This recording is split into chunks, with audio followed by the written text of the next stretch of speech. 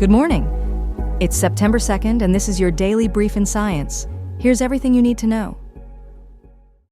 Scientists have used ESA's solar orbiter to trace the origins of high-speed electrons emitted by the sun, differentiating between impulsive events from solar flares and gradual events from coronal mass ejections. This study analyzed over 300 solar energetic electron events between November 2020 and December 2022, utilizing 8 of Solar Orbiter's 10 instruments. The data has been compiled into an accessible database for the scientific community. Thanks to Solar Orbiter's proximity to the sun, researchers could measure particles early in their journey, pinpointing when and where electrons are released during solar events. ESA's Daniel Muller highlighted that this knowledge will improve spacecraft protection by better understanding the energetic particles emitted by the sun. The findings enhance our understanding of solar activity and space weather, which is important for safeguarding space assets and supporting future missions like ESA's Vigil, planned for 2031. Distinguishing between impulsive and gradual electron events is critical for space weather prediction, as CME-related events are more energetic and pose greater risks to spacecraft, satellites, and astronauts. Since its launch in 2020, Solar Orbiter has observed hundreds of solar energetic electron events, building a valuable database for ongoing research. Researchers also observed a delay between the occurrence of SEE on the sun and their detection in space, caused by particles traveling through turbulent solar wind and scattering effects. This time lag influences space weather forecasting by delaying the detection of energetic electrons after solar eruptions. The study explains that the delay results from travel time and scattering effects in the solar wind, which are essential considerations for accurate space weather predictions. Researchers at Stony Brook University have developed SEAM, an AI-powered computer vision tool designed to detect subtle facial movements in coma patients. These movements can indicate covert consciousness, which often goes unnoticed in standard clinical exams. SEAM is capable of identifying tiny, purposeful gestures such as micro-smiles or slight eye openings, sometimes days before larger responses are visible. In a study involving 37 recent brain injury patients, SEAM detected eye-opening responses on average 4 days earlier than clinicians. The ability to recognize these early signs of consciousness can influence prognosis and treatment strategies, as patients with more frequent and larger facial movements tend to have better recovery prospects. This technology provides a faster, more accessible alternative to traditional neuroimaging methods, which are often time-consuming and require specialized skills.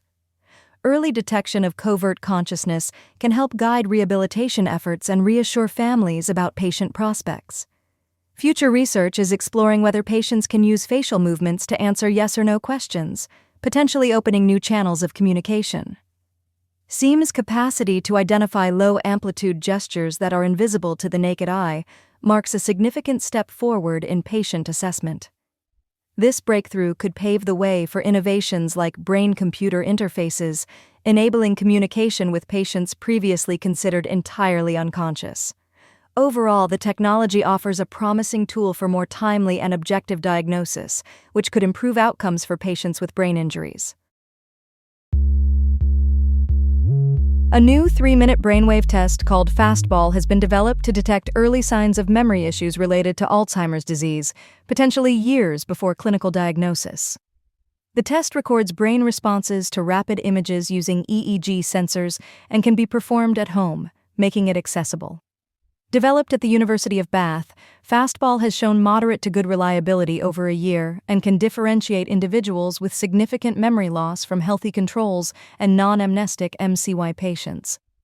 The supporting study highlights the need for accessible diagnostic tools, especially as over a third of the approximately 982,000 people with dementia in the UK remain undiagnosed, a number expected to rise to 1.4 million by the year 2040.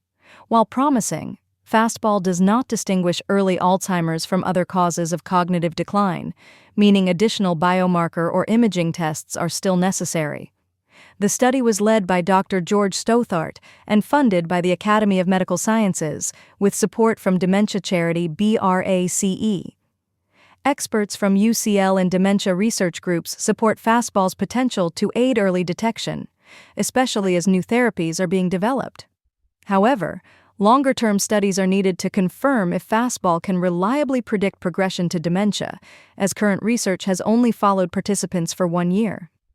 Challenges in dementia diagnosis include long wait times and lack of support, with many living without a diagnosis or adequate care.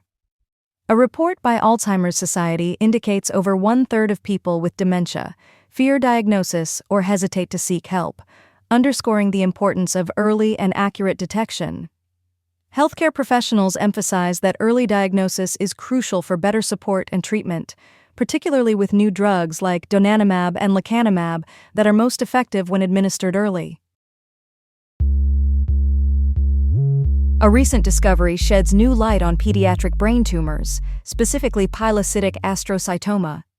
Researchers from Washington University School of Medicine found that in these tumors, glutamate receptors are abnormally linked with growth receptors. This abnormal coupling connects electrical signaling in neurons directly to tumor growth, a mechanism previously unrecognized. The study involved experts across multiple disciplines, including neurology, genetics, and neuropathology, and validated findings using patient-derived tumor samples. The research highlights a direct link between neurotransmission and oncogenic signaling in pilocytic astrocytoma. Published in the journal Neuron, the study emphasizes the importance of understanding neuron-tumor interactions. Notably, drugs like memantine, already FDA approved for dementia, significantly reduce tumor growth in mouse models. This suggests potential for repurposing existing neurological drugs to treat these tumors more safely. Memantine's pharmacological blockade could offer a less invasive option for children, with fewer neurotoxic side effects compared to traditional therapies. Further clinical trials are planned to assess safety and efficacy in pediatric patients. If successful, this approach could improve treatment outcomes while minimizing damage to brain development.